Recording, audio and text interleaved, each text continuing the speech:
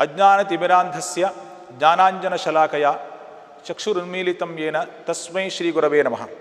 ಅಹಂ ಮಧುಕೇಶ್ವರ ಶಾಸ್ತ್ರಿ, ಮಂಗಳೂರು ನಗರಸ್ಥ ಕೆನರಾ ವಿದ್ಯಾಲಯೇ ಸಂಸ್ಕೃತ ಅಧ್ಯಾಪಕಃ अस्मि. इदानीम् अहं सेकेण्ड् PUC संस्कृतपुस्तकस्य शून्यामेङ्गुलिः चतुर्थः पाठः एनं पाठं पाठयामि. प्रियविद्यार्थिनः, शून्यामेङ्गुलिः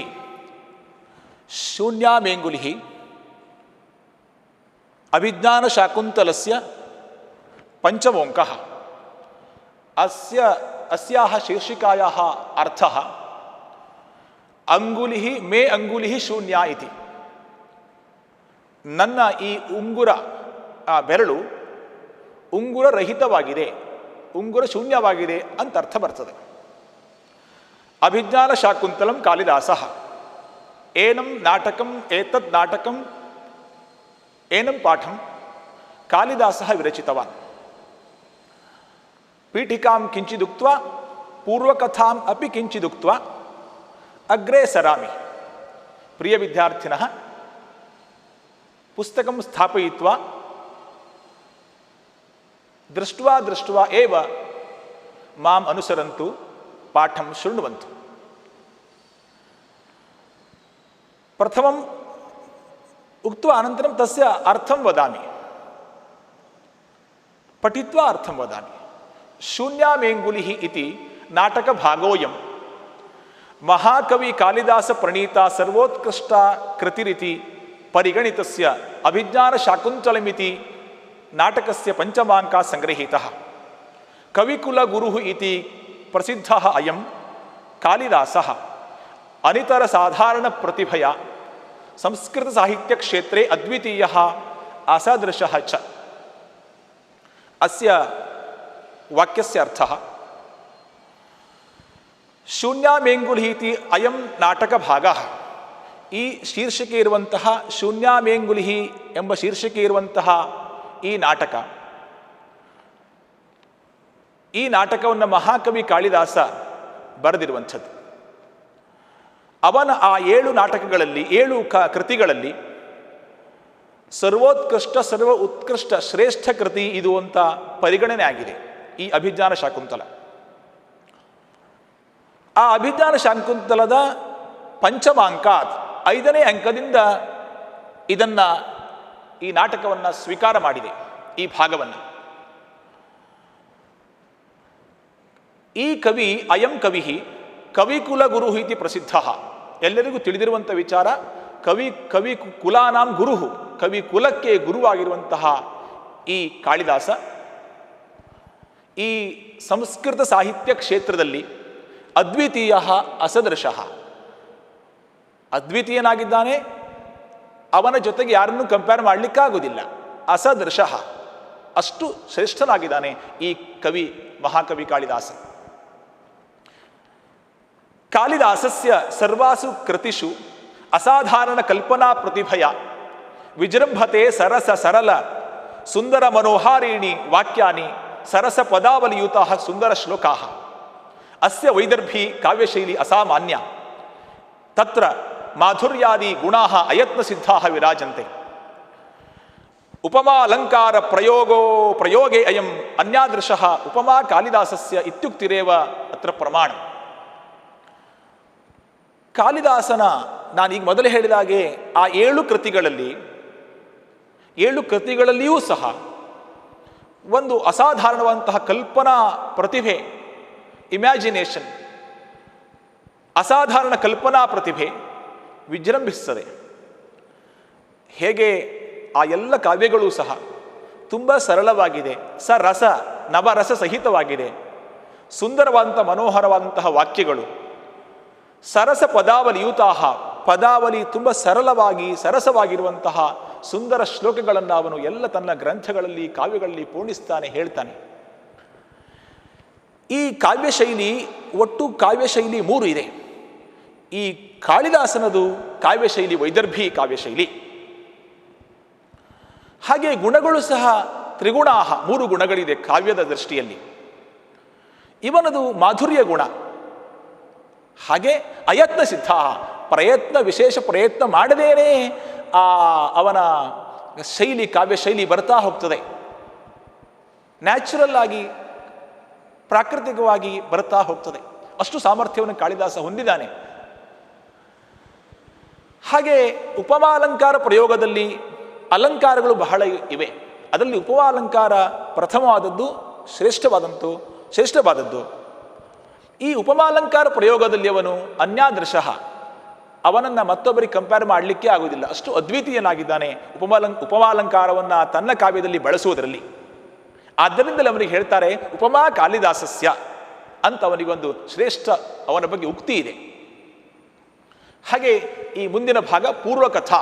ಈ ಪ್ಯಾರಾಗ್ರಾಫಲ್ಲಿ ಒಂದು ಪೂರ್ವಕಥಾ ಇದೆ, ಅದನ್ನು ಸಂಕ್ಷಿಪ್ತವಾಗಿ ಅದರ ಅರ್ಥವನ್ನು ಹೇಳಿಬಿಡ್ತೇನೆ. ಪೂರ್ವಕಥಾ. ಪ್ರಿಯ ವಿದ್ಯಾರ್ಥಿನ, ಹಸ್ತಿನಾವತ್ಯ ರಾಜ ದುಷ್ಯಂತಃ ಮೃಗಯಾರ್ಥಂ ಅರಣ್ಯಂ ಗತ್ವಾ ಅನಂತರಂ ಕಣ್ವಾಶ್ರಮಂ ಪ್ರವಿಶತಿ. ಶಕುಂತಲಾ ದುಷ್ಯಂತೌ ಪರಸ್ಪರಂ ಅನುರಕ್ತೌ ಭವತಃ. ತಯೋಃ ಅನುರಾಗಃ ಗಾಂಧರ್ವ ವಿವಾಹೇ ಪರ್ಯವಸ್ಯತಿ. ರಾಜ ದುಷ್ಯಂತಃ ಅಭಿಜ್ಞಾನ ರೂಪಂ ಸ್ವಂ ಅಂಗುಲೀಯಕಂ ಶಕುಂತಲಾಯಿ ದತ್ವಾ ಹಸ್ತಿನಾಪುರಂ ನಿವರ್ತತೆ. ಆಪನ್ನ ಸತ್ವಾ ಶಕುಂತಲಾ ರಾಜ್ಞಃ ಸ್ಮರಣೆ ನಿಮಗ್ನ. ಅತಿಥಿ ಸತ್ಕಾರಾತ್ ವಿಮುಖಾಂ ಶಕುಂತಲಾಂ ದುರ್ವಾಸ ಮಹರ್ಷಿ ಅನನ್ಯಮಾನಸ ಯಂ ವಿಚಿಂತಯಂತಿ ಸಹ ಪ್ರಬೋಧಿತೋಪಿ ತ್ವಾಂ ನ ಸ್ಮರಿಷ್ಯತಿ ಇತಿ ಶಪತಿ. ಪ್ರಿಯಂ ವದಯಾ ಪ್ರಾರ್ಥಿತಃ ಸಹ ಮುನಿಃ ಕಣ್ಣೋ ಮಹರ್ಷಿ ಕಿಂತು ಅಭಿಜ್ಞಾನ ಆಭರಣ ದರ್ಶನೇನ ಶಾಪಃ ನಿವರ್ತಯಿಷ್ಯತಿ ಇತ್ಯುಕ್ತ್ವಾ ತತಃ ನಿರ್ಗಚ್ಚತಿ.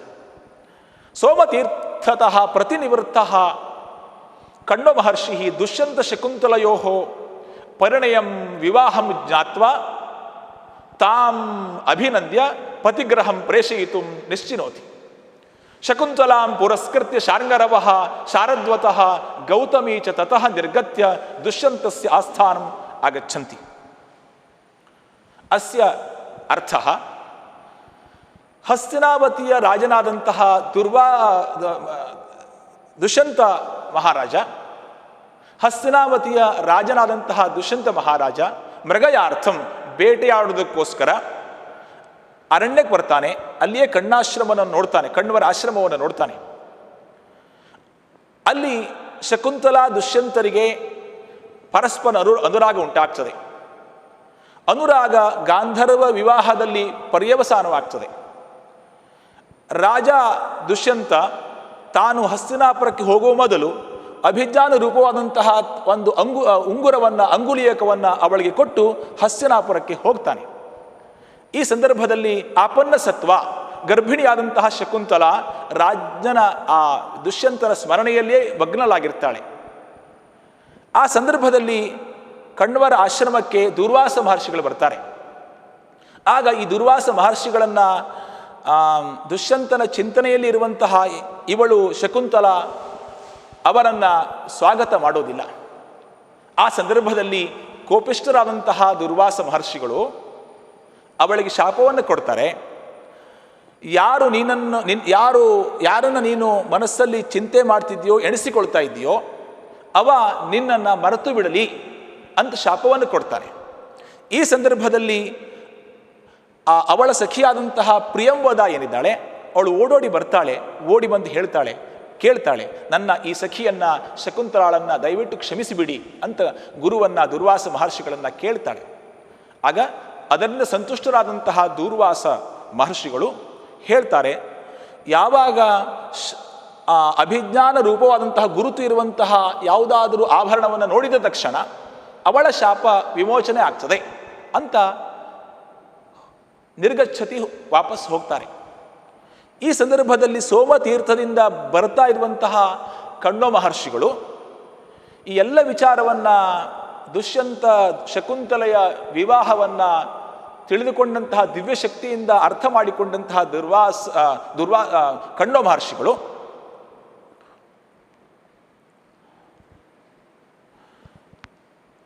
ಅವರ ಈ ಗಾಂಧರ್ವ ವಿವಾಹವನ್ನು ತಿಳಿದು ಅವರನ್ನು ಅಭಿನಂದಿಸ್ತಾರೆ. ಹಾಗೆ ದುಷ್ಯಂತನ ಆ ಹಸ್ತಿನಾಪುರಕ್ಕೆ ಇಬ್ಬರನ್ನು ಕಳಿಸಿಕೊಡ್ಲಿಕ್ಕೆ ನಿಶ್ಚಯ ಮಾಡ್ತಾರೆ. ಅದೇ ದೃಷ್ಟಿಯಲ್ಲಿ, ಅದೇ ಚಿಂತನೆಯಲ್ಲಿ ಶಕುಂತಲಾಳ ಜೊತೆಗೆ ಈ ಕಣ್ವ ಮಹರ್ಷಿಗಳ ಶಿಷ್ಯರಾದಂತಹ ಶಾರ್ಂಗರವ ಶಾರದ್ವತರು ಹಾಗೆ ವೃದ್ಧ ತಾಪಸಿಯಾದಂತಹ ಗೌತಮಿ ಇವರೆಲ್ಲ ಸೇರಿಕೊಂಡು ದುಷ್ಯಂತನ ಹಸ್ತಿನಾಪುರಕ್ಕೆ ಆಸ್ಥಾನಕ್ಕೆ ಹೋಗ್ತಾರೆ. ಈಗ ಪಾತ್ರ ಪರಿಚಯ, ಪೂರ್ವಕಥಾ ಹೇಳಿ ಆಯಿತು. ಪಾತ್ರ ಪರಿಚಯವನ್ನು ಸಂಕ್ಷಿಪ್ತವಾಗಿ ಇಲ್ಲಿ ಕೊಟ್ಟಿದ್ದಾರೆ. ಕಂಚುಕಿ ರಾಜಭವನಸ್ಯ ಅಧಿಕಾರಿ, ದುಷ್ಯಂತ ಹಸ್ತಿನಾವತ್ಯಾಹ ರಾಜ ನಾಯಕಃ, ವೈತಾಲಿಕಃ ಸ್ತುತಿಪಾಠಕಃ, ಶಕುಂತಲಾ ಕಣ್ವ ಮಹರ್ಷೇಃ ಪೋಷ್ಯಪುತ್ರಿ ನಾಯಿಕಾ ಚ, ಗೌತಮಿ ಕಣ್ವ ಆಶ್ರಮಸ್ಥಾ ವೃದ್ಧಾ ತಾಪಸಿ, ಶಾರ್ಂಗರವ ಶಾರದ್ವತಃ ಕಣ್ವ ಶಿಷ್ಯೌ, ಸೋಮರಾತಃ ದುಷ್ಯಂತಸ್ಯ ಕುಲಪುರೋಹಿತಃ, ಪ್ರತಿಹಾರಿ ದ್ವಾರಪಾಲಿಕಾ. ಏವಂ ಪಾತ್ರಪರಿಚಯಃ ದತ್ತಃ. ಇದಾನಿಂ ನಾಟಕಸ್ಯ ಆರಂಭಃ ಭವತಿ. ಅಹಂ ಉಕ್ತ್ವಾ ತಸ್ಯ ಅರ್ಥಂ ಕರ್ನಾಟಕ ಭಾಷೆಯ ಉಕ್ತ್ವಾ ಅಗ್ರೆ ಗಚ್ಚಾಮಿ.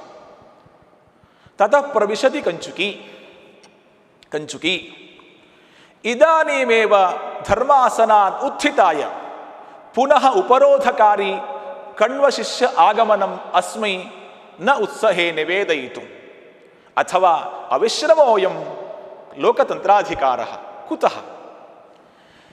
ಕಂಚುಕಿ ಹೇಳ್ತಾನೆ, ಇದಾನೀಮೇವ ಧರ್ಮಾಸನಾದ್ ಉತ್ಥಿತಾಯ.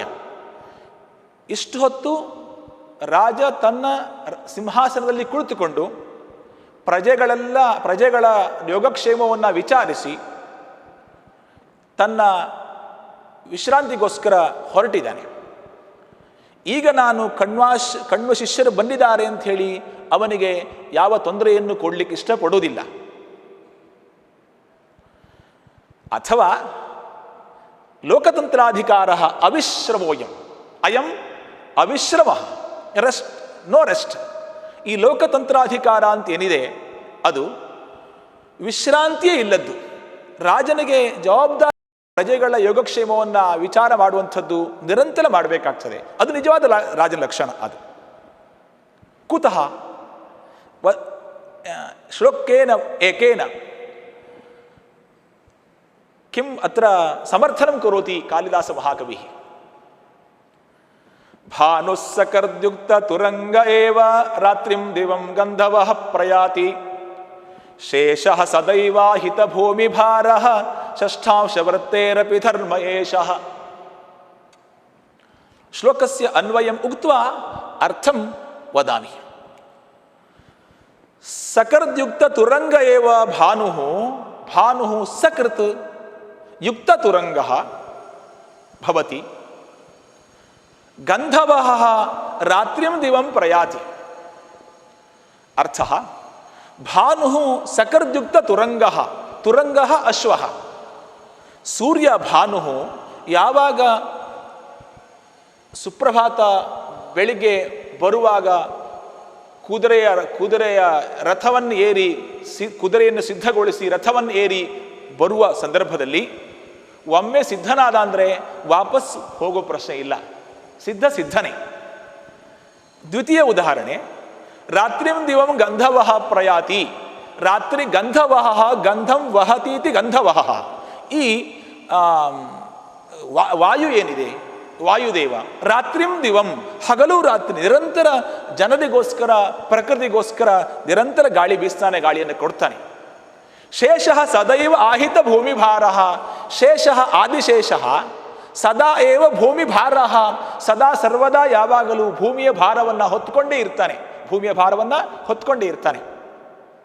ಅವನಿಗೂ ಸಹ ವಿಶ್ರಾಂತಿ ಅಂತ ಇಲ್ಲ. ಹಾಗೆ ಈ ರಾಜನಾದವರು ಸಹ, ಎಲ್ಲ ರಾಜರುಗಳು ಸಹ ಷಷ್ಠಾಂಶ ವೃತ್ತೇರಪಿ ಧರ್ಮ ಏಷಃ. ಷಷ್ಠಾಂಶ ವೃತ್ತೇ ಏಷಃ ಧರ್ಮ. ಯಾರು 1/6 ಭಾಗವನ್ನು ಟ್ಯಾಕ್ಸ್ ರೂಪದಲ್ಲಿ ಸ್ವೀಕಾರ ಮಾಡ್ತಾರೆ ಯಾವ ರಾಜನು, ಅವನ ಧರ್ಮ ಇದೆ. ಅಂದರೆ ಅವನು ಪ್ರಜೆಗಳಿಗೆ ನ್ಯಾಯವನ್ನು ದೊರಕಿಸಿಕೊಡಬೇಕಾದದ್ದು ಅವನ ಕರ್ತವ್ಯ. ಅವನು ಮಾಡಬೇಕಾದ್ದೇ. ಈ ರೀತಿಯಲ್ಲಿ ಈ 3 ಉದಾಹರಣೆ ಮುಖಾಂತರ, ಭಾನು ಉದಾಹರಣೆ, ಗಂಧವಹ ಉದಾಹರಣೆ, ಹಾಗೆ ಆದಿಶೇಷನ ಉದಾಹರಣೆ, ಈ 3 ಉದಾಹರಣ ಪೂರ್ವಕಂ ಕವಿ ರಾಜನಾದವನಿಗೆ ವಿಶ್ರಾಂತಿ ಇಲ್ಲ, ಅಂದರೆ ಪ್ರಜೆಗಳ ಯೋಗಕ್ಷೇಮವನ್ನು ನಿರಂತರ ಅವನು ನೋಡಿಕೊಳ್ಳಬೇಕಾದ ಅವನ ಕರ್ತವ್ಯ ಅಂತ ಚೆನ್ನಾಗಿ ಕವಿ ಸಮರ್ಥನೆ ಮಾಡಿದ್ದಾನೆ ಈ ಶ್ಲೋಕದ ಮುಖಾಂತರ. ಯಾವನ್ ನಿಯೋಗಂ ಅನುತಿಷ್ಠಾಮಿ ಪರಿಕ್ರಮ್ಯ ಅವಲೋಕ್ಯ ಚ. ಯಾವತ್ ನಿಯೋಗಂ ಅನುತಿಷ್ಠಾಮಿ, ರಾಜಾಜ್ಞೆಯನ್ನು, ನಿಯೋಗ ಆಜ್ಞಾ ರಾಜಾಜ್ಞೆ, ಅದನ್ನು ಅನುತಿಷ್ಠಾಮಿ ಫಾಲೋ ಮಾಡ್ತೇನೆ, ಅನುಸರಿಸ್ತೇನೆ, ಅನುಸರಾಮಿ. ಪರಿಕ್ರಮ್ಯ ಅವಲೋಕ್ಯ ಚ, ಸ್ವಲ್ಪ ಮುಂದೆ ಹೋಗ್ತಾನೆ, ಆಚೀಚೆ ನೋಡ್ತಾನೆ. ಕಂಚುಕಿ ಏಷ ದೇವ, ಇವನೇ ಮಹಾರಾಜ. ಏಷ ದೇವ ಉಪಗಮ್ಯ, ರಾಜನ ಹತ್ತಿರ ಹೋಗ್ತಾನೆ. ಜಯತು ಜಯತು ದೇವ, ರಾಜನಿಗೆ ಜಯವಾಗಲಿ ಜಯವಾಗಲಿ. ಏತೇ ಖಲು ಹಿಮಗಿರೇಃ ಉಪತ್ಯ ಕಾರಣ್ಯವಾಸಿನಃ ಕಾಶ್ಯಪ ಸಂದೇಶಂ ಆದಾಯ ಸಸ್ತ್ರೀಕಾಃ ತಪಸ್ವಿನಃ ಸಂಪ್ರಾಪ್ತಾಃ ಶ್ರುತ್ವಾ ದೇವಃ ಪ್ರಮಾಣ. ಏತೇ ಖಲು ಹಿಮಗಿರೇಃ ಉಪತ್ಯ ಕಾರಣ್ಯವಾಸಿನಃ. ಈ ರಾಜನಿಗೆ ಹೇಳ್ತಾನೆ ಈ ಕಂಚುಕಿ, ಈಗ ನಿಮ್ಮ ನಿರೀಕ್ಷಣೆ ಮಾಡ್ತಿದ್ದಾರೆ. ಯಾರವರು? ಹಿಮಗಿರಿಯ ಆ ತಪ್ಪಲು ಪ್ರದೇಶದಲ್ಲಿ ವಾಸ ಮಾಡುವಂತಹ, ಅಲ್ಲಿರುವ ಅರಣ್ಯದಲ್ಲಿ ವಾಸ ಮಾಡುವಂತಹ ಕಾಶ್ಯಪರ ಶಿಷ್ಯರಾದಂತಹ ಸ್ತ್ರೀ ಸಹಿತರಾಗಿರುವಂತಹ ಈ ಏನು ನಿಯೋಗ ಉಂಟು, ತಪಸ್ವಿಗಳು ಇಲ್ಲಿಗೆ ಬಂದಿದ್ದಾರೆ, ನಮ್ಮ ಅರಮನೆಗೆ ಸಂಪ್ರಾಪ್ತಾಹ ಬಂದಿರುವರು. ಶ್ರುತ್ವಾ ದೇವ ಪ್ರಮಾಣ, ಇದನ್ನು ಕೇಳಿ ರಾಜನೇ ನಿರ್ಧಾರ ಮಾಡಬೇಕು. ರಾಜ ಸಾದರಂ ಕಿಂ ಕಾಶ್ಯಪ ಸಂದೇಶ ಹರಿಣ. ಸಾದರಂ ಆದರ ಸಹಿತಂ, ವಿತ್ ರೆಸ್ಪೆಕ್ಟ್, ಗೌರವದಿಂದ. ಕಿಂ ಕಾಶ್ಯಪ ಸಂದೇಶ ಹರಿಣ, ಹಾಗಾದರೆ ಕಾಶ್ಯಪ ಸಂದೇಶ ಹಾರಿಣ, ಕಾಶ್ಯಪರ ಸಂದೇಶ ಏನಿರ್ಬೋದು? ಅವನಿಗೇನು ಸಂದೇಹ ಬರ್ತಾ ಇದೆ, ನಾನೇನು ತಪ್ಪು ಮಾಡಿಲ್ಲ, ಆದರೆ ಕಾಶ್ಯಪರ ಶಿಷ್ಯರು ಬಂದಿದ್ದಾರೆ ಅಂದರೆ ಅವ್ರಿಗೇನೋ ಒಂದು ವಿಚಾರವನ್ನು ತಂದಿರ್ತಾರೆ, ಏನಿರ್ಬೋದು ಹಾಗಾದರೆ? ಕಂಚುಕಿ ಅಥ ಕಿಂ, ಇನ್ನೇನು? ರಾಜ ತೇನ ಹಿ ಮದ್ವಚನಾದ್ ವಿಜ್ಞಾಪ್ಯತಾಂ ಉಪಾಧ್ಯಾಯ ಸೋಮರಾತಃ ಅಮೂನ್ ಆಶ್ರಮವಾಸಿನಃ ಶ್ರೌತೇನ ವಿಧಿನ ಸತ್ಕೃತ್ಯ ಸ್ವಯಂ ಏವ ಪ್ರವೇಶಯಿತುಂ ಅರ್ಹತಿ ಇತಿ. ಅಹಮಪಿ ಅತ್ರ ತಪಸ್ವಿ ದರ್ಶನ ಉಚಿತೆ ಪ್ರದೇಶೆ ಸ್ಥಿತಃ ಪ್ರತಿಪಾಲಯಾಮಿ. ಹಾಗಾದರೆ ರಾಜ ಕಂಚುಗೆ ಹೇಳ್ತಾನೆ, ನನ್ನ ಮಾತನ್ನ ಸೋಮರಾತರಿಗೆ ನೀನು ಹೇಳಬೇಕು. ಸೋಮರಾತರು ರಾಜನ ಉಪಾಧ್ಯಾಯರು. ಈ ಸೋಮರಾತರಿಗೆ ನನ್ನ ಒಂದು ರಿಕ್ವೆಸ್ಟ್, ಒಂದು ನಿವೇದನೆ ಮಾಡಿಕೊಳ್ಬೇಕು ನೀನು. ಅದು ಹೀಗಿದೆ ಆ ನಿವೇದನೆ. ಅಮೂನ್ ಆಶ್ರಮವಾಸಿನಃ, ಈ ಏನು ಕಣ್ವ ಶಿಷ್ಯರು ಅಂದರೆ ಆಶ್ರಮವಾಸಿಗಳು ಬಂದಿದ್ದಾರೆ, ಅವರನ್ನ ಶ್ರೌತೇನ ವಿಧಿನ, ಶ್ರೌತೇನ ಶ್ರುತಿಯಲ್ಲಿ ಹೇಳಿರುವಂತಹ ಕ್ರಮಬದ್ಧ, ಶಾಸ್ತ್ರಗಳಲ್ಲಿ ಹೇಳಿರುವಂತೆ ಕ್ರಮ ರೀತಿಯಲ್ಲಿ, ಕ್ರಮದಲ್ಲಿ, ಶ್ರೌತೇನ ವಿಧಿನ ಸತ್ಕರಿಸಿ ಅವರನ್ನು, ಸನ್ಯಾಸಿಗಳು ಬರುವಾಗ ಯಾವ ರೀತಿಯಲ್ಲಿ ಅವರನ್ನು ಸ್ವಾಗತಿಸಬೇಕು ಆ ರೀತಿಯಲ್ಲಿ ಸತ್ಕರಿಸಿ, ಸ್ವಯಮೇವ ಆ ಉಪಾಧ್ಯಾಯ ಸೋಮರಾತರೇ ಆ ಕಣ್ವ ಶಿಷ್ಯರನ್ನು ಪ್ರವೇಶ ಮಾಡಿಸಬೇಕು. ನಾನು ಸಹ ತಪಸ್ವಿ ದರ್ಶನ ಉಚಿತೆ, ಆ ಅರಮನೆಯಲ್ಲಿ ಇರುವಂತಹ ತಪಸ್ವಿಗಳ ಬಂದಾಗ ಸ್ವಾಗತ ಮಾಡುವಂತಹ ನಿರ್ದಿಷ್ಟ ಪ್ರದೇಶ ಅಂತ ಇರ್ತದೆ. ಆ ಪ್ರದೇಶದಲ್ಲಿ ಸ್ಥಿತಃ ನಿಂತು ಪ್ರತಿಪಾಲಯಾಮಿ, ನಿರೀಕ್ಷೆ ಮಾಡ್ತಾ ಇರ್ತೇನೆ. ಎಷ್ಟೊತ್ತಿಗೆ ಈ ನಮ್ಮ ಕಣ್ವರ ಶಿಷ್ಯರು ಬರ್ತಾರೆ ಅಂತ ಪ್ರತಿಪಾಲನೆ ಮಾಡ್ತಾ ಇರ್ತೇನೆ, ಅವರನ್ನು ವೆಲ್ಕಮ್ ಮಾಡ್ತೇನೆ, ಸ್ವಾಗತಿಸ್ತೇನೆ. ಕಂಚುಕಿ ಮದಾಜ್ಞಾಪಯತಿ ದೇವ ಯದಾಜ್ಞಾಪಯತಿ ದೇವ, ನೀವು ಹೇಗೆ ಹೇಳ್ತೀರೋ ಹಾಗೆ. ಇದು ನಿಷ್ಕ್ರಾಂತಃ, ಆ ಸ್ಟೇಜಿಂದ ಆ ಸಂದರ್ಭದಲ್ಲಿ ಹೊರಗೆ ಹೋಗ್ತಾನೆ ಅಂತರ್ಥ. ಕಂಚುಕಿ ಹೊರಗೆ ಹೋಗ್ತಾನೆ. ನೇಪಥ್ಯೆ, ಬಿಹೈಂಡ್ ದ ಕರ್ಟನ್, ತೆರೆಯಲ್ಲಿ ನೇಪಥ್ಯೆ. ವೈತಾಲಿಕ ವಿಜಯತಾಂ ದೇವ, ವೈತಾಲಿಕ ಅಂದರೆ ಸ್ತುತಿಪಾಠಕ, ರಾಜನನ್ನು ಹೊಗಳುವಂಥವನು. ಅವನು ಈಗ ಒಂದು ಶ್ಲೋಕದ ಮುಖಾಂತರ ನಮ್ಮ ರಾಜ ಹೇಗಿದ್ದಾನೆ ಅಂತ ನಿರೂಪಣೆ ಮಾಡ್ತಾನೆ. ವಿಜಯತಾಂ ದೇವ ಸ್ವಸುಖ ನಿರಭಿಲಾಷಃ ಖಿದ್ಯಸೆ ಲೋಕಹೇತೋಃ ಪ್ರತಿದಿನಮಥವಾ ತೇ ವೃತ್ತಿರೇವಂ ವಿಧೈವ ಅನುಭವತಿ ಹಿ ಮೂರ್ಛನಾ ಪಾದಪಸ್ತೀವ್ರಮುಷ್ಟಂ ಶಮಯತಿ ಪರಿತಾಪಂ ಛಾಯಯಾ ಸಂಶ್ರಿತಾನಾಂ. ಶ್ಲೋಕಸ್ಯ ಅನ್ವಯಂ ವದಾಮಿ. ಲೋಕಹೇತೋಃ ಸ್ವಸುಖ ನಿರಭಿಲಾಷಃ ಖಿದ್ಯಸೆ ಪ್ರತಿದಿನಂ ಖಿದ್ಯಸೆ ಅಥವಾ ತೇ ವೃತ್ತಿ ಏವಂ ವಿಧಾ ಏವ. ಪಾದಪಃ ಮೂರ್ಧ್ನಾ ತೀವ್ರಂ ಉಷ್ಣಂ ಅನುಭವತಿ ಸಂಶ್ರಿತಾನ್ ಛಾಯೆಯ ಸ್ವಛಾಯೆಯ ಸಂಶ್ರಿತಾನಾಂ ಪರಿತಾಪಂ ಶಮಯತಿ ದೂರಂ ಕರೋತಿ. ಶ್ಲೋಕಸ್ಯ ಅರ್ಥಃ ಏವಂ ಅಸ್ತಿ. ಲೋಕಹೇತೋಃ ಜನರಿಗೋಸ್ಕರ, ಲೋಕಾನಾಂ ಹೇತೋಃ ಹೇತು ಅಂದರೆ ಕಾರಣ, ಲೋಕಹೇತೋಃ ಲೋಕ ಜನರಿಗೋಸ್ಕರ ಪ್ರತಿದಿನಂ ಪ್ರತಿನಿತ್ಯವೂ ಸಹ ಸ್ವಸುಖ ನಿರಭಿಲಾಷಃ ತನ್ನ ಸುಖವನ್ನು ದೂರ ಮಾಡಿಕೊಂಡು, ತನ್ನ ಸುಖವನ್ನು ಆಚೆ ಮಾಡಿಕೊಂಡು, ಖಿದ್ಯಸೆ ಯಾವ ರಾಜನು ದುಃಖ ಪಡ್ತಾನೆ, ಪ್ರತಿಸ್ಪಂದಿಸ್ತಾನೆ ಪ್ರಜೆಗಳ ದುಃಖಕ್ಕೋಸ್ಕರ, ಕಷ್ಟಕ್ಕೋಸ್ಕರ, ತೇ ವರ್ತಿ ಏವಂ ವಿಧಾ ಇವ. ಅಂಥವರ ಕಾರ್ಯ ಹೀಗೆ ಇರ್ತದೆ. ಸಜ್ಜನರು ಹಾಗೇ ಇರ್ತಾರೆ. ತನ್ನ ರಾಜನ ನೋಡಿಕೊಂಡು ಅವನು ಹೇಳ್ತಾ ಇದ್ದಾನೆ, ತನ್ನ ರಾಜ ಶ್ರೇಷ್ಠ ರಾಜ ಎಂಬುದಾಗಿ ಅವನ ಅಭಿಪ್ರಾಯವಾಗಿದೆ. ಇದರಲ್ಲಿ ಇಲ್ಲಿ ಏವಂ ವಿಧಾ ಇವ ತೇ ವೃತ್ತಿ, ಅವರ ಕಾರ್ಯವಿಧಾನ ಹೀಗೆ ಆಗಿರ್ತದೆ. ಒಂದು ಉದಾಹರಣೆ ಮುಖಾಂತರ ಕಾಳಿದಾಸ ಮಹಾಕವಿ ವೈತಾಲಿಕನ ಮುಖಾಂತರ ಸ್ಪಷ್ಟಪಡಿಸ್ತಾನೆ. ಕಾಳಿದಾಸನ ಒಂದು ವಿಶೇಷತೆ ಇದು. ಪಾದಪಃ ತೀವ್ರಂ ಮೂರ್ಧನಾ ಪಾದಪಃ ತೀವ್ರಂ ಉಷ್ಣಂ ಅನುಭವತಿ ಪಾದಪಃ ಪಾದೈ ಪಾತೀತಿ ಪಾದಪಃ. ಈ ವೃಕ್ಷ ಪಾದಪಃ, ಈ ವೃಕ್ಷ ಏನು ಇದೆ, ಮೂರ್ಧನ ತನ್ನ ತಲೆ ಮೇಲೆ ಅಂದರೆ ಮೇಲಿಂದ, ತೀವ್ರಂ ಉಷ್ಣಂ ಅನುಭವತಿ ತೀವ್ರವಾದ ಬಿಸಿಲನ್ನು ಅನುಭವಿಸಿಯೂ ಸಹ, ಛಾಯೆಯ ಸಂಶ್ರಿತಾನಾಂ ತನ್ನ ಅಡಿಯಲ್ಲಿ ತನ್ನ ನೆರಳಲ್ಲಿ ಶ್ಯಾಡೋದಲ್ಲಿ ಯಾರು ಬಂದಿರ್ತಾರೆ ಅಂತಹ ಸಂಶ್ರಿತಾನಾಂ ಆಶ್ರಯಿಸಿರುವಂತಹ ಪ್ರಜೆಗಳ ಜನರ ಯೋಗಕ್ಷೇಮವನ್ನು ನೋಡ್ತದೆ. ಅಂದರೆ ಅವರ ದುಃಖವನ್ನು, ಪರಿತಾಪವನ್ನು, ಕಷ್ಟವನ್ನು ದೂರ ಮಾಡ್ತದೆ. ಶಮಯತಿ.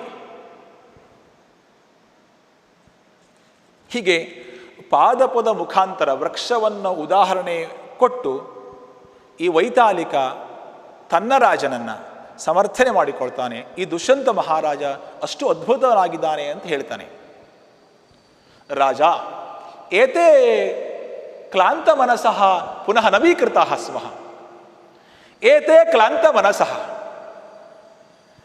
ಈ ಶ್ಲೋಕದಿಂದ ರಾಜನಿಗೂ ಸಹ ಆನಂದವಾಗ್ತದೆ. ಅಥವಾ ಈಗ ಬಂದಿರುವಂತಹ ಕಣ್ವ ಶಿಷ್ಯರನ್ನು ಮಾತಾಡಿಸಿದ ಮೇಲೆ ನನಗೆ ಪುನಃ ನವೀಕೃತ ಸ್ಮಃ, ನಾನು ರಿಫ್ರೆಶ್ ಆಗ್ತೇನೆ, ಪುನಃ ನವೀಕರಣ ಆಗ್ತೇನೆ, ವಿಶ್ರಾಂತಿ ಆಗಿದ್ದದ್ದು ನನಗೆ ಆದದ್ದು ದೂರವಾಗ್ತದೆ, ನನ್ನ ಕಾರ್ಯವನ್ನು ನಿರಂತರ ಮಾಡಲಿಕ್ಕೆ ಪ್ರೇರೇಪಣೆ ಆಗ್ತದೆ. ಇತಿ ಪರಿಕ್ರಾಮತಿ. ಹಾಗೆ ಹೇಳಿ ಆ ಸಂದರ್ಭದಲ್ಲಿ ರಂಗಮಂಚದಿಂದ ಆಚೆ ಹೋಗ್ತಾನೆ ಮಹಾರಾಜ. ಈ ಸಂದರ್ಭದಲ್ಲಿ ಪ್ರತಿಹಾರಿ ದ್ವಾರಪಾಲಿಕ ಅಭಿನವ ಸಮ್ಮಾರ್ಜನ ಸಂಶ್ರೀಕಃ ಸನ್ನಿಹಿತ ಹೋಮಧೇನು ಅಗ್ನಿಶರ್ಣಾಲಿಂದ ಆರೋಹತು ದೇವ. ಪ್ರತಿಹಾರಿ ಹೇಳ್ತಾನೆ, ಅಭಿನವ ಸಮ್ಮಾರ್ಜನ ಸಂಶ್ರೀಕಃ, ಈಗಷ್ಟೇ ಸ್ವಚ್ಛ ಮಾಡಿರುವಂತಹ ಈ ಯಜ್ಞಶಾಲೆ ಏನುಂಟು, ಈಗಷ್ಟೇ ಸೆಗಣಿಯಿಂದಲೋ ನೀರಿಂದಲೋ ಸ್ವಚ್ಛ ಮಾಡಿದೆ. ಸನ್ನಿಹಿತ ಹೋಮಧೇನು, ಅಲ್ಲಿ ಯಾವಾಗಲೂ ಯಜ್ಞ ಯಾಗಗಳಿಗೆ ಧೇನು, ಆಕಳು, ದನ ಬೇಕೆ. ಸನ್ನಿಹಿತ ಹೋಮಧೇನು, ಆ ಯಜ್ಞಶಾಲೆ ಹತ್ತಿರ ಹೋಮಧೇನು ಸನ್ನಿಹಿತವಾಗಿದೆ, ಅಲ್ಲಿಯೇ ಇದೆ. ಅಂತಹ ಅಗ್ನಿಶರಣಾಲಿಂದ ಆ ಯಜ್ಞಶಾಲೆ ಏನುಂಟು, ಯಾಗಶಾಲೆ, ಅಲ್ಲಿ ನೀವು ಬರಬೇಕು. ಆರೋಹತು ದೇವ, ಈ ಎತ್ತರ ಇರುವಂತಹ, ಅಲ್ಲಿಯೇ ಪಕ್ಕದಲ್ಲಿರುವಂತಹ ಎತ್ತರದಲ್ಲಿರುವಂತಹ ಆ ಸ್ಥಳವನ್ನು ನೀವು ನಿಲ್ಲಬೇಕು ಅಂತ ಪ್ರತಿಹಾರಿ ಮಹಾರಾಜನಿಗೆ, ದುಷ್ಯಂತನಿಗೆ ನಿವೇದನೆ ಮಾಡಿಕೊಳ್ತಾನೆ. ರಾಜ ಆರುಹ್ಯ ಪರಿಜನ ಅಂಸಾವಲಂಬಿ ತಿಷ್ಠತಿ. ಪ್ರತಿಹಾರಿ ಹೇಳಿದ ಹಾಗೆ ಆ ಎತ್ತರ ಪ್ರದೇಶದಲ್ಲಿ ನಿಂತು ರಾಜ ದುಷ್ಯಂತ ಮಹಾರಾಜ ಪರಿಜನರ ಅಂದರೆ ಸೇವಕರ ಅಂಸಾವಲಂಬಿ ಅವರ ಭುಜದ ಮೇಲೆ ಕೈ ಇಟ್ಟು ಸಹಾಯವನ್ನು ತಕ್ಕೊಂಡು ನಿಲ್ತಾನೆ. ಹೇಳ್ತಾನೆ ರಾಜ ವೇತ್ರವತಿ, ಕಿಮುದ್ದಿಶ್ಯ ಭಗವತ ಕಾಶ್ಯಪೇನ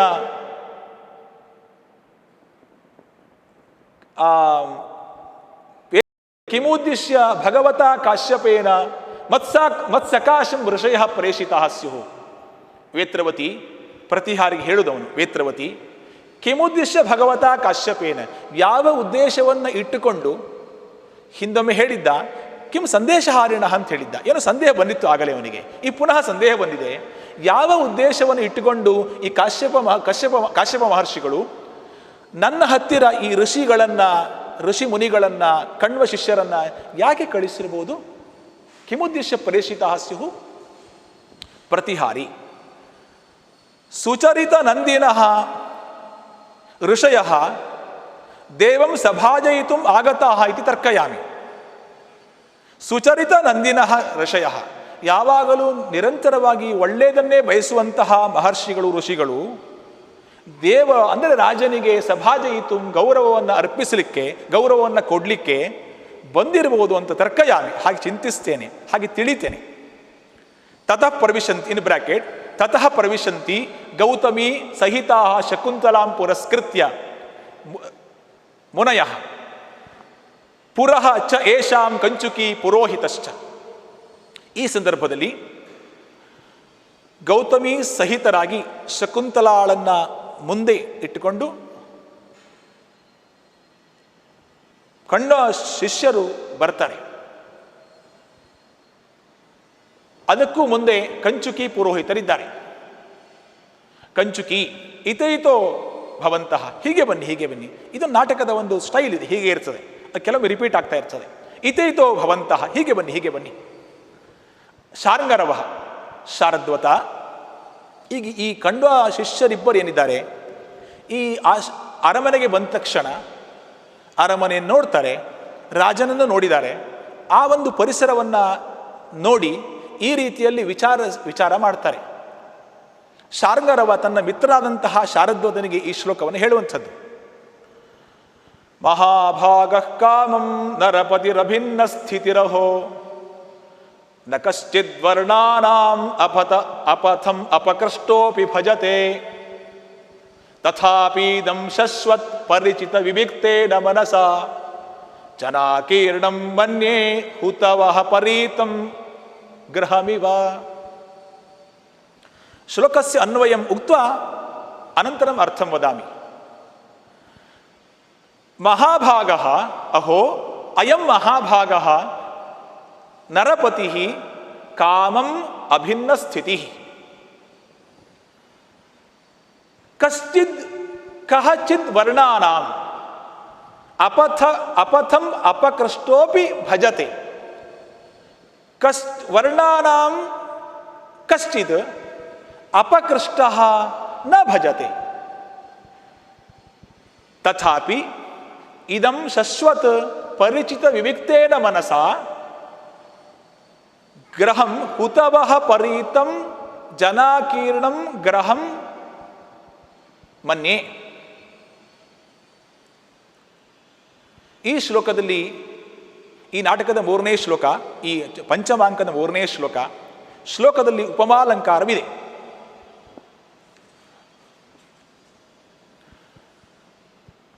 ಮಹಾಭಾಗ ನರಪತಿ, ಈ ನಮ್ಮ ಮಹಾರಾಜ, ಈ ಮಹಾರಾಜ ಅಭಿನ್ನ ಸ್ಥಿತಿ, ಅಹೋ ಕಾಮಂ ಅಭಿನ್ನ ಸ್ಥಿತಿ, ನಿಶ್ಚಯವಾಗಿಯೂ ಸದಾಚಾರವನ್ನ, ಉತ್ತಮ ಆಚಾರ ವಿಚಾರವನ್ನ ಮೀರುವವನಲ್ಲ, ಆಚೆ ದಾಟಿ ಹೋಗುವವನಲ್ಲ. ಹಾಗೆ ವರ್ಣಾನಾಂ, ಈ ಚಾತುರ್ವರ್ಣೆಗಳು ಅಂದರೆ ಎಲ್ಲ ಪ್ರಜೆಗಳ ಅಪಥಂ ಅಪಕೃಷ್ಟೋಪಿ ನ ಭಜತೆ, ಈ ಚಾತುರ್ವರ್ಣೆಗಳಲ್ಲಿಯೂ ಸಹ ಅಂತಿಮವಾದಂತಹ ವೆರಿ ವೆರಿ ಪುವರ್, ಬಡವನಾದಂತಹ ವ್ಯಕ್ತಿ ಯಾರಿದ್ದಾನೆ ಅವನೂ ಸಹ ಇವನ ಆಶ್ರಯದಲ್ಲಿ, ಇವನ ರಾಜ್ಯಾಡಳಿತದಲ್ಲಿ ಅಪಕೃಷ್ಟ ನ ಭಜತೆ, ಅಧರ್ಮವನ್ನು ಮಾಡುವುದೇ ಇಲ್ಲ. ಅಷ್ಟು ಸಂಸ್ಕಾರ ಭೂಯಿಷ್ಠರಾಗಿದ್ದಾರೆ ಎಲ್ಲ ಪ್ರಜೆಗಳು ಈ ರಾಜನದು. ತಥಾಪಿ ಇದಂ, ಹೀಗೆಲ್ಲ ಉತ್ತಮ ಅಂಶಗಳು ಈ ಅರಮನೆಯಲ್ಲಿ ರಾಜ್ಯದಲ್ಲಿ ಇದ್ದರೂ ಸಹ ಶಶ್ವತ್ ಪರಿಚಿತ ವಿವಿಕ್ತೇನ ಮನಸ, ನನ್ನ ಅವಸ್ಥೆ ಏನಾಗಿದೆ ಕೇಳಿದರೆ ಶಾರ್ಂಗರವನಿಗೆ ಹೇಳುವುದು, ಶಶ್ವತ್ ನಿರ್ಜನ ಪ್ರದೇಶ, ಶಶ್ವತ್ ಯಾವಾಗಲೂ ಸರ್ವದಾ, ಪರಿಚಿತ ವಿವಿಕ್ತೇನ ಮನಸ, ನಾವು ಯಾವಾಗಲೂ ಅರಣ್ಯದಲ್ಲಿ ಜನ ಕಮ್ಮಿ ಇರುವಂತಹ ಅಥವಾ ಇಲ್ಲದೇ ಇರುವಂತಹ ಆ ಪ್ರದೇಶದಲ್ಲಿ ವಾಸ ಮಾಡುವಂತಹ ನಾವು ಋಷಿ ಮುನಿಗಳು.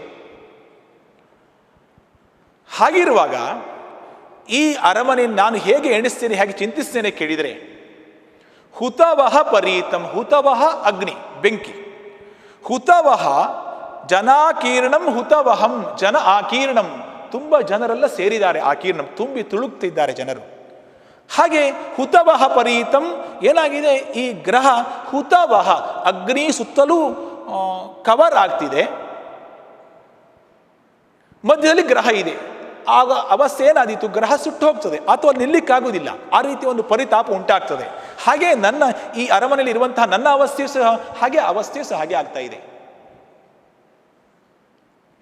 ಅಂದರೆ ಇವನು ಹೀಗೆ ಇಲ್ಲಿ ವಿಶೇಷ ಅರ್ಥ, ಶಾರದ್ವತ ನಿರ್ಜಲ ಪ್ರದೇಶದಲ್ಲಿ ಅವರೆಲ್ಲ ವಾಸ ಮಾಡುವಂಥವರು. ಈ ಎಲ್ಲ ಜನರನ್ನು ನೋಡಿದಂತಹ ಈ ವೈಭವೋಪೇತ ಅರಮನೆಯನ್ನು ನೋಡಿದಾಗ ಅವನಿಗೆ ಆ ರೀತಿ ಚಿಂತನೆ ಬರ್ತದೆ. ಇದು ಸ್ವಾಭಾವಿಕವಾಗಿದೆ. ಶಾರದ್ವತಃ ಜಾನೇ ಭವಾನ್ ಪುರಪ್ರವೇಶಾತ್ ಇತ್ತಂಭೂತಃ ಸಂವೃತ್ತಃ, ಭವಾನ್ ಪುರಪ್ರವೇಶಾತ್, ಈ ಅರಮನೆಯನ್ನು ಪ್ರವೇಶ ಮಾಡಿರುವುದರಿಂದ, ಪ್ರವೇಶ ಮಾಡಿರುವುದರಿಂದ, ಇತ್ತಂಭೂತಃ ಸಂವೃತ್ತ ಇತಿ ಜಾನೇ, ಈ ರೀತಿ ನಿನ್ನ ಅವಸ್ಥೆ ಹೀಗಾಯಿತು ಅಂತ ನಾನು ಜಾನೇ ಹಾಗೆ ತಿಳಿತೇನೆ. ತಥಾ ಭಾವಯಾಮಿ.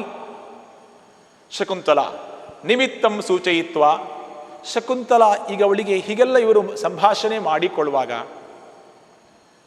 ನಿಮಿತ್ತಂ ಸೂಚಯಿತ್ವ, ತನ್ನ ಆ ಬಲಗಣ್ಣು ಏನು ಸ್ಫುರಣೆ ಆಗ್ತದೆ, ನಿಮಿತ್ತಂ ಸೂಚಯಿತ್ವ ಅದರ್ತದೆ ಬಲಗಣ್ಣು. ಸ್ತ್ರೀಯರಿಗೆ ಬಲಗಣ್ಣು ಅದರಿದರೆ ಆಗ ಅದು ಒಳ್ಳೆಯ ಸೂಚನೆ ಅಲ್ಲ, ಅಶುಭ ಸೂಚನೆ ಎಂದು ಶಾಸ್ತ್ರ ಹೇಳ್ತದೆ. ಅಹೋ ಕಿಮ್ಮೆ ವಾಮೇತರ ನಯನಂ ವಿಸ್ಫುರತಿ, ವಾಮೇತರ ನಯನಂ, ನನ್ನ ವಾಮ ಇತರ ಅಂದರೆ ವಾಮ ಎಡಗಣ್ಣು, ಇತರ ಅಂದರೆ ಬಲಗಣ್ಣಾಗ್ತದೆ. ಅಂದರೆ ಈ ಬಲಗಣ್ಣು ದಕ್ಷಿಣದ ಕಣ್ಣು ಏನಿದೆ, ವಾಮೇತರ ನಯನಂ ಕಿಂ ವಿಸ್ಫುರತಿ, ಯಾಕೆ ಅದರುತ್ತಾ ಇದೆ, ಯಾಕೆ ವಿಸ್ಫುರತಿ, ಏನು ಕಾರಣ ಇರಬಹುದು? ಗೌತಮಿ ಜಾತೆ ಪ್ರತಿಹತಂ ಅಮಂಗಲಂ, ಪ್ರತಿಹತಂ ಅಮಂಗಲಂ, ಅಮಂಗಲ, ಈ ಏನು ಅಮಂಗಲ ಏನಿದೆ, ಕೆಟ್ಟ ಸೂಚನೆ ಏನಿದೆ, ಅಶುಭ ಸೂಚನೆ ಏನಿದೆ, ಅದು ಪ್ರತಿಹತಂ, ಅದು ದೂರ ಆಗಿಬಿಡ್ಲಿ. ಜಾತೆ ಪುತ್ರಿ ದೂರ ಆಗಿಬಿಡ್ಲಿ.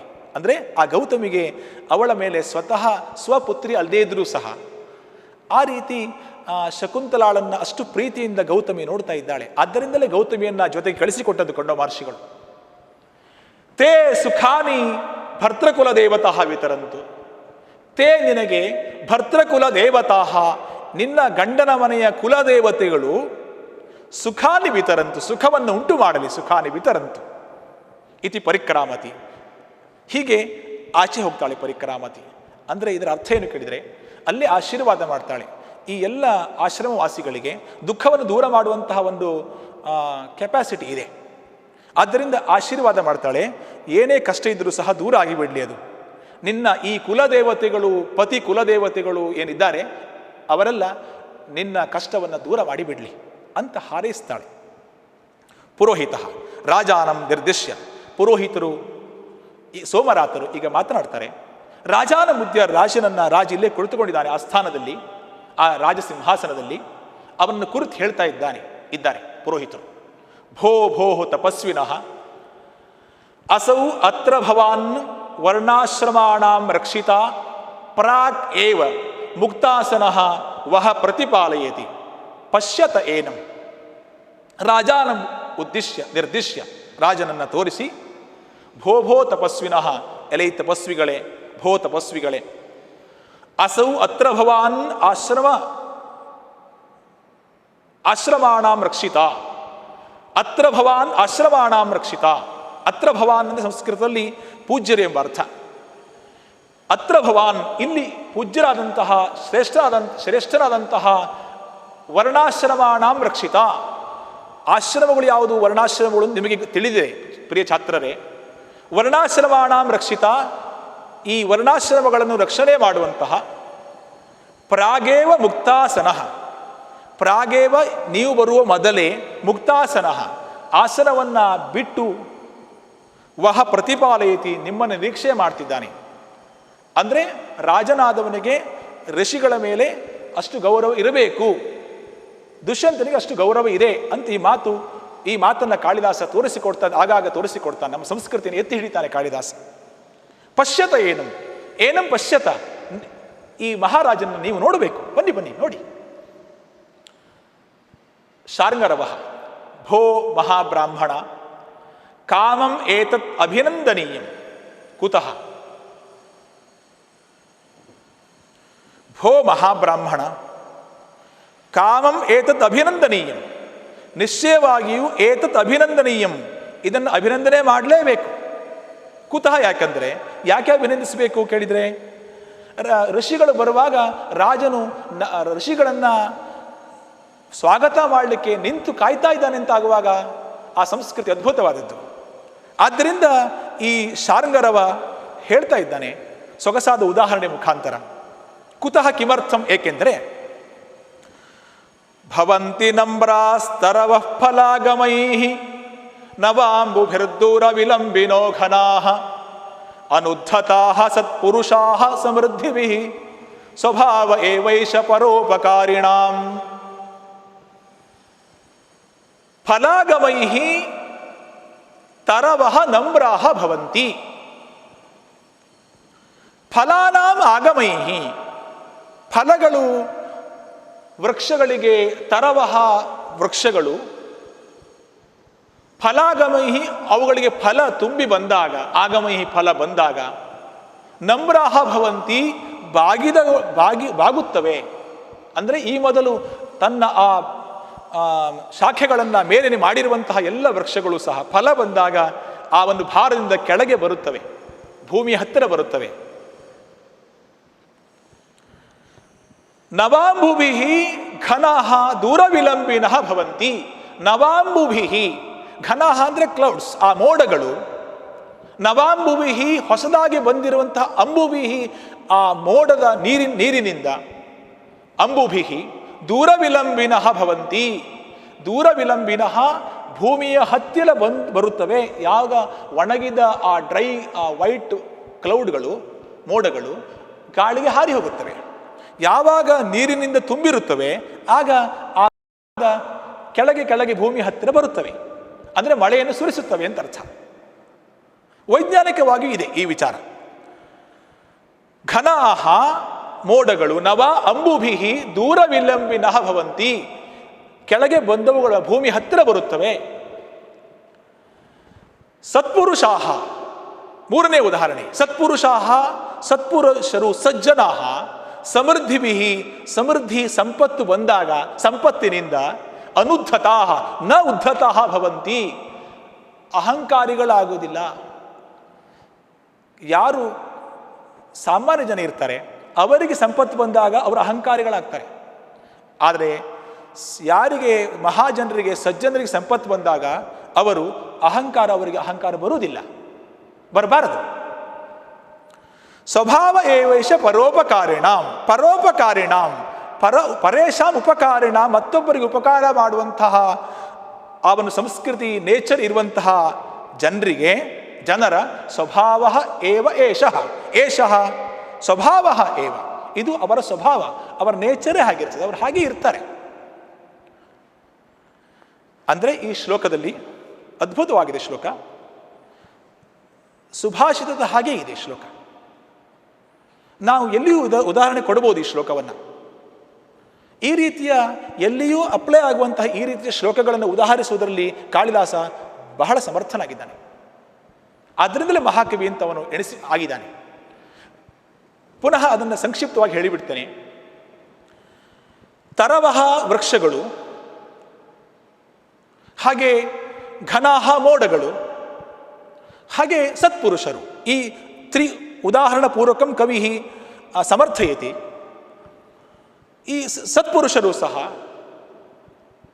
ವೃಕ್ಷಗಳಿಗೆ ಫಲ ಬಂದಾಗ, ಮೋಡಗಳಿಗೆ ಹೊಸದಾಗಿರುವಂತಹ ನೀರು ತುಂಬಿಕೊಂಡಾಗ, ಸತ್ಪುರುಷರಿಗೆ ಸಮೃದ್ಧಿ ಬಂದಾಗ, ಸಂಪತ್ತು ಬಂದಾಗ ಅವರು ಹಾಗೇ ಇರ್ತಾರೆ, ಈ ರೀತಿ ತೋರಿಸಿಕೊಳ್ತಾರೆ. ಇದೆಲ್ಲ ಪರೋಪಕಾರಿಣಾಂ, ಪರೇಶಾಂ ಉಪಕಾರಿಣಾಂ, ಮತ್ತೊಬ್ಬರಿಗೆ ಉಪಕಾರ ಮಾಡುವಂತಹ ಸ್ವಭಾವ ಇರುವಂಥವರು ಹೀಗೆ ಇರ್ತಾರೆ. ಅವರಿಗೆ ಸ್ಪೆಷಲ್ ಟ್ರೈನಿಂಗ್ ಕೊಡಬೇಕು ಅಥವಾ ನಾಟಕ ಮಾಡಬೇಕಂತ ಇರೋದಿಲ್ಲ, ಅವರ ಸ್ವಭಾವವೇ ಹೀಗೆ ಇರ್ತದೆ. ಆದ್ದರಿಂದ ಯಾವಾಗ ಈ ಪ್ರಜೆಗಳು ಋಷಿಗಳು ಬಂದಾಗ ತನ್ನ ಆಸನದಿಂದ ಎದ್ದು ಬಂದ ಪ್ರತಿಪಾಲನೆ ಮಾಡ್ತಾ ಇದ್ದಾನೆ ಅಂತ ಹೇಳುವಾಗ, ಈ ನಮ್ಮ ರಾಜನೂ ಸಹ ಹಾಗೆ ಪರೋಪಕಾರ ಮಾಡುವಂಥವನು, ಅವನ ಸ್ವಭಾವವೇ ಹಾಗೆ, ಯಾವ ಅಹಂಕಾರವೂ ಅವನಿಗೆ ಇಲ್ಲ ಅಂತ ಕಾಳಿದಾಸ ಮಹಾಕವಿ ಈ ದುಷ್ಯಂತ ಮಹಾರಾಜನನ್ನು ಮೇಲೆ ಮೇಲೆ ಇಡ್ತಾನೆ, ಶ್ರೇಷ್ಠನನ್ನಾಗಿ ಮಾಡಿಬಿಡ್ತಾ ಇದ್ದಾನೆ. ದುಷ್ಯಂತ ಮಹಾರಾಜ ಶ್ರೇಷ್ಠನೇ, ಕಾಳಿದಾಸನು ಶ್ರೇಷ್ಠನೇ ಆಗಿದ್ದಾನೆ. ಪ್ರತಿಹಾರಿ ದೇವ ಪ್ರಸನ್ನ ಮುಖವರ್ಣಾ ದೃಶ್ಯಂತೆ ಜಾನಾಮಿ ವಿಶ್ರಬ್ಧ ಕಾರ್ಯಾ ಋಷಯ. ಪ್ರತಿಹಾರಿ ದೇವ ಪ್ರಸನ್ನ ಮುಖವರ್ಣ ದೃಶ್ಯಂತೆ. ಈ ಮೊದಲೇ ಏನು ಸಂದೇಹ ವ್ಯಕ್ತಪಡಿಸಿದ್ದ, ಏನು ಸಂದೇಶವನ್ನು ತರ್ತಾ ಇದ್ದಾರೆ ಅಂತ ಆವಾಗ ನನ್ನದೇನೋ ತಪ್ಪಿದೆಯೋ, ನನಗೇನಾದರೂ ಎಚ್ಚರಿಕೆ ಕೊಡಲಿಕ್ಕೆ ಬರ್ತಾ ಇದ್ದಾರೋ ಅಂತ ಸಂದೇಹ ಆಗಾಗ ಅವನಿಗೆ ಬರ್ತಾ ಇದೆ. ಆಗ ಪ್ರತಿಹಾರಿ ರಾಜನ ಕಡೆಗೆ ಸಮರ್ಥನೆ ಮಾಡಿಕೊಳ್ಳುವುದು. ಇವರ ಮುಖ ನೋಡಿದರೆ ದೇವ ರಾಜ ಪ್ರಸನ್ನ ಮುಖವರ್ಣ ದೃಶ್ಯಂತೆ, ಇವರ ಮುಖ ನೋಡುವಾಗ ಇವರು ಆನಂದದಿಂದ ಇದ್ದಾರೆ, ಖುಷಿಯಿಂದ ಇದ್ದಾರೆ, ತೃಪ್ತರಾಗಿದ್ದಾರೆ, ಮುಖ ನೋಡೋ ಗೊತ್ತಾಗ್ತದೆ. ಜಾನಾಮಿ ವಿಶ್ರಬ್ಧ ಕಾರ್ಯಾ ಋಷಯ. ವಿಶ್ರಬ್ಧ ಕಾರ್ಯಾ ಋಷಯ ಜಾನಾಮಿ. ಋಷಿಗಳಿಗೆ ಯಾವುದೋ ವಿಶ್ವಾಸವನ್ನು ಉಂಟು ಮಾಡುವಂತಹ ಕಾರ್ಯ ಇದೆ, ನಮ್ಮ ಕಾರ್ಯದ ಮೇಲೆ ಅವರಿಗೆ ವಿಶ್ವಾಸ ಬಂದಿದೆ ಅಂತ ನನಗೆ ಗೊತ್ತಾಗ್ತಾ ಇದೆ. ಜಾನಾಮಿ, ನಾನು ತಿಳಿದಿದ್ದೇನೆ. ದೇವ ಮಹಾರಾಜ ರಾಜ ಶಕುಂತಲಾಂ ದೃಷ್ಟ, ಶಕುಂತಲಾಳನ್ನು ನೋಡ್ತಾನೆ. ದೃಷ್ಟ ಅಥ ಅತ್ರ ಭವತಿ. ಶಕುಂತಲಾ ಯಾರು ಅಂತ ಅವನಿಗೆ ಗೊತ್ತಿಲ್ಲ. ಅತ್ರ ಭವತಿ, ಆದ್ದರಿಂದ ವಿತ್ ರೆಸ್ಪೆಕ್ಟ್, ಗೌರವದಿಂದ ಅತ್ರ ಭವತಿ. ಶ್ಲೋಕ ಕಾಸ್ವಿದವಗುಂಠನವತಿ ನಾತಿ ಪರಿಸ್ಫುಟ ಶರೀರ ಲಾವಣ್ಯ ಮಧ್ಯೆ ತಪೋಧನಾನಾಂ ಕಿಸಲಯಮಿವ ಪಾಂಡುಪತ್ರಾಣಾಂ.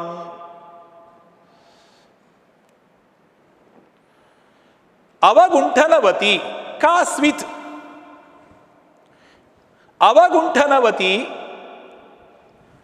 ತನ್ನ ಮುಖವನ್ನ ಬಟ್ಟೆಯಿಂದ, ಪರದೆಯಿಂದ, ಮುಖವಸ್ತ್ರದಿಂದ ಮುಚ್ಚಿಕೊಂಡಿರುವಂತಹ ಕಾಸ್ವಿತ್. ಇವಳಾರು? ಕಾಸ್ವಿತ್ ಅತಿ ಪರಿಸ್ಫುಟ ಶರೀರ ಲಾವಣ್ಯ ನ. ಅತಿ ಪರಿಸ್ಫುಟ ಶರೀರ ಲಾವಣ್ಯ, ಇವಳ ಶರೀರದ ಲಾವಣ್ಯ ಏನಿದೆ ಅಂದ್ರೆ ಸೌಂದರ್ಯ ಏನಿದೆ, ನ ಅತಿ ಪರಿಸ್ಫುಟ, ಚೆನ್ನಾಗಿ ಕಾಣಿಸ್ತಾ ಇಲ್ಲ, ಸಂಪೂರ್ಣ ಗೊತ್ತಾಗ್ತಾ ಇಲ್ಲ, ಲಾವಣ್ಯ ಸೌಂದರ್ಯ ಗೊತ್ತಾಗ್ತಾ ಇಲ್ಲ. ಪಾಂಡುಪತ್ರಾಣಾಂ ತಪೋಧನಾನಾಂ ಪಾಂಡುಪತ್ರಾಣಾಂ ಕಿಸಲಯಂ ಇವ ಅಸ್ತಿ ಕಾಸ್ವಿತ್. ತಪೋಧನಾನಾಂ ಮಧ್ಯೆ, ತಪೋಧನರ ಮಧ್ಯದಲ್ಲಿ, ಪಾಂಡುಪತ್ರಾಣಾಂ ಕಿಸಲಯಂ ಇವ. ಆ ತಪೋಧನರು ಹೇಗಿದ್ದಾರೆ ಕೇಳಿದರೆ, ಪಾಂಡುಪತ್ರಾಣಾಂ ತಪೋಧನಾನಾಂ, ವಯಸ್ಸಾಗಿರುವಂತಹ ತಪೋಧನರು, ತಪಸ್ವಿಗಳು, ಅಂಥವರ ಮಧ್ಯದಲ್ಲಿ ಕಿಸಲಯಂ ಇವ, ಕಿಸಲಯದ ಹಾಗೆ, ಚಿಗುರಿನ ಹಾಗೆ ಇದ್ದಾಳೆ. ಅಂದರೆ ಯಾಕೆ ಉದಾಹರಿಸ್ತಾನೆ ಕೇಳಿದರೆ, ಪತ್ರ ಅಂತ ಹೇಳಿದರೆ ಈಗ ಬೀಳುವಂಥ ಎಲೆಗಳು.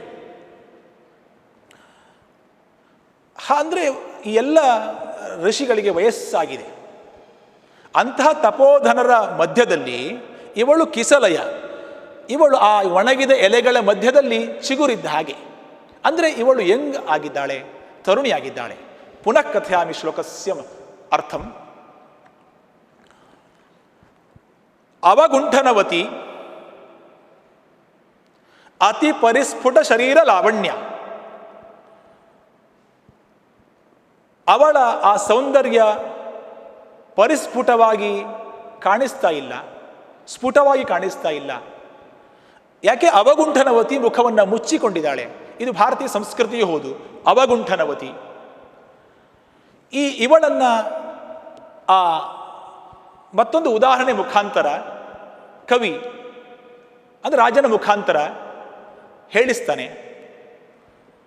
ಪಾಂಡುಪತ್ರಾಣಾಂ ತಪೋಧನಾನಾಂ, ವಯಸ್ಸಾಗಿರುವಂತಹ ಎಲೆಗಳ, ಒಣಗಿದ ಎಲೆಗಳ ಹಾಗೆ ಇರುವಂತಹ ಈ ತಪಸ್ವಿಗಳ ಮಧ್ಯೆ ಕಿಸಲಯಂ ಇವ, ಇವಳು ಆ ಮರದ ಚಿಗುರಿನ ಹಾಗೆ ಈ ಶಕುಂತಲ ಇದ್ದಾಳೆ. ಪ್ರತಿಹಾರಿ ದೇವ ದರ್ಶನೀಯಾಹ ಪುನಃ ಅಸ್ಯಾಹ ದರ್ಶನೀಯ ಪುನಃ ಅಸ್ಯಾಹ ಆಕೃತಿ ಲಕ್ಷ್ಯತೆ. ಅಸ್ಯಾಹ ಆಕೃತಿ ಪುನಃ ದರ್ಶನೀಯ ಲಕ್ಷ್ಯತೆ.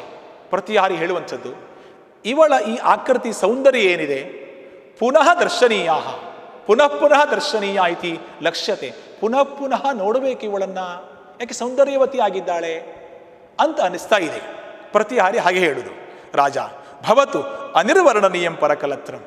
ಪರಕಲತ್ರಂ ಪರೇಶಾಂ ಕಲತ್ರಂ, ಕಲತ್ರಂ ಪತ್ನಿ, ಪರೇಶಾಂ ಕಲತ್ರಂ ಮತ್ತೊಬ್ಬರ ಪತ್ನಿಯರನ್ನ ಅನಿರ್ವರ್ಣನೀಯಂ, ಅನಿರ್ವರ್ಣನೀಯಂ ದಿಟ್ಟಿಸಿ ನೋಡಬಾರದು, ಹಾಗೆ ನೋಡಬಾರದು, ನೇರವಾಗಿ ನೋಡಬಾರದು, ಹಾಗೆ ನೋಡಬಾರದು. ಭವತು ಶಕುಂತಲ ಹಸ್ತಮುರಸಿ ಕೃತ್ವ ಆತ್ಮಗತಂ. ಹಸ್ತಮುರಸಿ ಕೃತ್ವ, ಯಾವಾಗ ರಾಜನು ಪರಕಲತ್ರಂ ಅಂತ ಹೇಳ್ತಾನೆ ಆಗ ಇವಳಿಗೆ ಶಕುಂತಲಾಳಿಗೆ ದುಃಖವಾಗ್ತದೆ. ಅದಕ್ಕೋಸ್ಕರ ಹಸ್ತಂ ಉರಸಿ ಕೃತ್ವ, ಹಸ್ತವನ್ನ ತನ್ನ ಎದೆಯ ಮೇಲೆ ಇಟ್ಟುಕೊಂಡು ಕೃತ್ವ ಆತ್ಮಗತಂ, ತನ್ನಲ್ಲಿ ಹೇಳಿಕೊಳ್ತಾಳೆ. ಹೃದಯ ಕಿಮೇವಂ ವೇಪಸೆ, ಹೃದಯ ಮನಸ್ಸೆ ಕಿಂ ಏವಂ ವೇಪಸಿ, ಯಾಕೆ ನೀನು ನಡುತ್ತಾ ಇದೀಯಾ, ವೇಪಸಿ ನಡುತ್ತಾ ಇದೀಯಾ. ಆರ್ಯಪುತ್ರಸ್ಯ ಭಾವಂ ಅವಧಾರ್ಯ ಧೀರಂ ತಾವದ್ಭವ. ಆರ್ಯಪುತ್ರಸ್ಯ ಭಾವಂ ಅವಧಾರ್ಯ, ಆರ್ಯಪುತ್ರರಾದಂತಹ ರಾಜನು ಅದು ದುಷ್ಯಂತ ಮಹಾರಾಜನ ಭಾವನೆಯನ್ನು ಅರ್ಥ ಮಾಡಿಕೋ ಮನಸ್ಸೆ. ಅವನು ಏನು ಹೇಳ್ತಾ ಇದ್ದಾನೆ ಅದನ್ನು ನೇರವಾಗಿ ಸ್ವೀಕಾರ ಮಾಡಬಾರದು. ಅವನ ಮಾತಿನ ಒಳ ಅರ್ಥ ಅಥವಾ ಮನಸ್ಸಿನ ಅರ್ಥ ಏನಿರಬಹುದು ಅಂತ ತಿಳ್ಕೊಂಡು ಭಾವಂ ಅವಧಾರ್ಯ ತಿಳಿದು ಧೀರಂ ತಾವದ್ಭವ, ಓ ಮನಸ್ಸೇ, ಹೃದಯವೇ ಧೈರ್ಯವನ್ನು ಹೊಂದು, ಹೆದರಬೇಡ. ಪುರೋಹಿತ ಪುರೋಗತ್ವ ಏತೆ ವಿಧಿವತ್ ಅರ್ಚಿತಾ ತಪಸ್ವಿನಃ. ಪುರೋಹಿತರು ಸೋಮರಾತ್ರಿ ಹೇಳ್ತಾರೆ, ಪುರೋಗತ್ವ ಸ್ವಲ್ಪ ಮುಂದೆ ಹೋಗ್ತಾರೆ. ಏತೆ ವಿಧಿವತ್ ಅರ್ಚಿತಾ ತಪಸ್ವಿನಃ, ನೀವು ಈ ಮೊದಲು ಆದೇಶ ಕೊಟ್ಟ ಹಾಗೆ ಮಹಾರಾಜರೇ, ಈ ತಪಸ್ವಿಗಳು ವಿಧಿವತ್ ಅರ್ಚಿತಾ, ಶ್ರೌತೇನ ವಿಧಿನ ಅಂತ ನೀವು ಮೊದಲೇ ಹೇಳಿದ್ದೀರಾ. ಆ ಕ್ರಮದಲ್ಲಿ ವಿಧಿಪೂರ್ವಕವಾಗಿ ಕ್ರಮಬದ್ಧವಾಗಿ ಶಾಸ್ತ್ರ ರೀತಿಯಲ್ಲಿ ಅರ್ಚಿತಾ ಇವರಿಗೆ ಗೌರವ ಮಾಡಿ ಆಗಿದೆ, ಗೌರವಿಸಿದ್ದೇನೆ. ಕಹ ಚಿತ್ ಏಷಾಂ ಉಪಾಧ್ಯಾಯ ಸಂದೇಶ, ಕಶ್ಚಿತ್ ಏಷಾಂ ಉಪಾಧ್ಯಾಯ ಸಂದೇಶ, ಉಪಾಧ್ಯಾಯ ಸಂದೇಶ ಏಷಾಂ ಕಶ್ಚಿತ್, ಉಪಾಧ್ಯಾಯ ಸಂದೇಶ ಇದೆ. ತಂ ದೇವ ಶ್ರೋತುಮರ್ಹಸಿ. ಉಪಾಧ್ಯಾಯ ಸಂದೇಶ ಕಶ್ಚಿತ್, ಉಪಾಧ್ಯಾಯರ ಸಂದೇಶ ಇದೆ. ತಂ ದೇವ ಶ್ರೋತುಮರ್ಹತಿ, ಆ ದೇವನು ಅಂದರೆ ರಾಜನು ಆ ಕಣ್ವ ಮಹರ್ಷಿಗಳ ಏನೋ ಸಂದೇಶ ಇದೆ, ಇವರ ಮುಖಾಂತರ ಸಂದೇಶವನ್ನು ಕಳುಹಿಸಿದ್ದಾರೆ ಅವರು. ಆದ್ದರಿಂದ ರಾಜರು ದಯವಿಟ್ಟು ಕೇಳಬೇಕು ಈ ಮನವಿಯನ್ನ, ನಿವೇದನೆಯನ್ನ. ರಾಜ ಅವಹಿತೋಸ್ಮಿ ಅಪಿ ನಿರ್ವಿಘ್ನ ತಪಸಃ ಮುನಯಃ ಅವಹಿತೋಸ್ಮಿ. ಸರಿಯಾಗಿ ಕೇಳ್ತೇನೆ, ನಿಶ್ಚಯ ಮಾಡ್ತಿದ್ದೇನೆ. ಮುನಯಃ ನಿರ್ವಿಘ್ನ ತಪಸಃ ಅಪಿ, ಮುನಿಗಳ ತಪಸ್ಸು ನಿರ್ವಿಘ್ನವಾಗಿ ಆಗ್ತಾ ಇದೆಯೋ, ಮುನಿಗಳು ಶಾಂತತೆಯಿಂದ ತಪಸ್ಸನ್ನು ಮಾಡ್ತಾ ಇದ್ದಾರೋ, ರಾಜನ ಕರ್ತವ್ಯವೂ ಹೌದು ಇದು. ಆ ರೀತಿಯಲ್ಲಿ ಆ ಸಂದೇಶಹಾರಿಗಳಿಗೆ, ಮುನಿಗಳಿಗೆ ಕೇಳ್ತಾ ಇದ್ದಾನೆ ಮಹಾರಾಜ ದುಷ್ಯಂತ ಮಹಾರಾಜ. ಋಷಯ ಕುತೋ ಧರ್ಮ ಕ್ರಿಯಾ ವಿಘ್ನ ಸತಾಂ ರಕ್ಷಿತರಿತ್ವಯಿ ತಮಸ್ತಪತಿ ಘರ್ಮಾಂಶೌ ಕಥಮಾವಿರ್ಭವಿಷ್ಯತಿ. ಕುತೋ ಧರ್ಮ ಕ್ರಿಯಾ ವಿಘ್ನ ಸತಾಂ ರಕ್ಷಿತರಿತ್ವಯಿ ತಮಸ್ತಪತಿ ಘರ್ಮಾಂಶೌ ಕಥಮಾವಿರ್ಭವಿಷ್ಯತಿ. ಋಷಿಗಳು ಹೇಳ್ತಾರೆ, ಹೀಗೆ ರಾಜನು ನಮ್ಮ ಗುರುಗಳ ಯೋಗಕ್ಷೇಮವನ್ನು ವಿಚಾರಿಸಲಾಗಿ ಋಷಿಗಳು ಈ ಶ್ಲೋಕದ ಮುಖಾಂತರ ರಾಜನಿಗೆ ಉತ್ತರಿಸ್ತಾ ಇದ್ದಾರೆ. ಧರ್ಮಕ್ರಿಯಾ ವಿಗ್ರಹ ಕುತಃ ಸತಾಂ ತ್ವಯಿ ರಕ್ಷಿತರಿ ತ್ವಯಿ ಸತಾಂ ರಕ್ಷಿತರಿ. ನೀನು ಸತಾಂ ಸಜ್ಜನರನ್ನ ರಕ್ಷಿತರಿ ರಕ್ಷಣೆ ಮಾಡ್ತಾ ಇರುವಾಗ ಕುತೋ ಧರ್ಮಕ್ರಿಯಾ ವಿಘ್ನ, ಧರ್ಮಕ್ರಿಯೆಗಳಿಗೆ ವಿಘ್ನ ಬರುವುದೆಂತೂ, ಹೇಗೆ ವಿಘ್ನ ಬರ್ತದೆ? ಒಂದು ಅದ್ಭುತವಾದಂತಹ ಉದಾಹರಣೆ ಮುಖಾಂತರ ಕವಿ ಸಮರ್ಥನೆ ಮಾಡ್ತಾನೆ. ಘರ್ಮಾಂಶವು ತಪತಿ ತಮಃ ಕಥಂ ಆವಿರ್ಭವಿಷ್ಯತಿ. ಘರ್ಮಾಂಶವು ಈ ಸೂರ್ಯ, ತಪನಃ ಘರ್ಮಾಂಶು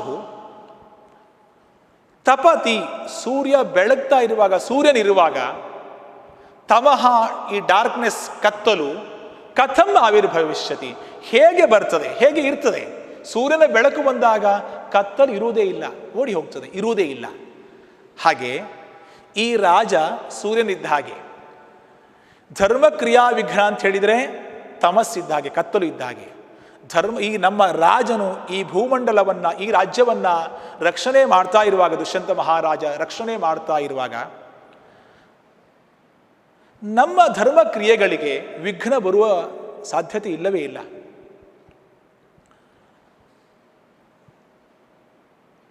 ತಮಸ್ಸು, ಕತ್ತಲು, ಸೂರ್ಯ ಬರುವಾಗ ಇರೋದೇ ಇಲ್ಲ. ಈ ರೀತಿಯಲ್ಲಿ ಕವಿ ಒಂದು ಉದಾಹರಣೆ ಮುಖಾಂತರ ರಾಜನನ್ನ ಪುನಃ ಸಮರ್ಥನೆ ಮಾಡ್ತಾನೆ. ರಾಜ ತನ್ನ ಕರ್ತವ್ಯದಿಂದ ವಿಮುಖನಾಗಲಿಲ್ಲ, ಕರ್ತವ್ಯದಲ್ಲಿ ಯಾವಾಗಲೂ ಇದ್ದಾನೆ, ಎಲ್ಲ ಪ್ರಜೆಗಳನ್ನು ಸಹ ಚೆನ್ನಾಗಿ ನೋಡಿಕೊಳ್ಳುತ್ತಿದ್ದಾನೆ ಎಂಬ ಒಂದು ಅರ್ಥ ಈ ಶ್ಲೋಕದಿಂದ ಬರ್ತದೆ. ಅರ್ಥವಾನ್ ಖಲು ಮೇ ರಾಜ ಶಬ್ದ ಅಥ ಭಗವಾನ್ ಲೋಕಾನುಗ್ರಹಾಯ ಕುಶಲೀ ಕಾಶ್ಯಪಃ. ಧನ್ಯವಾದ.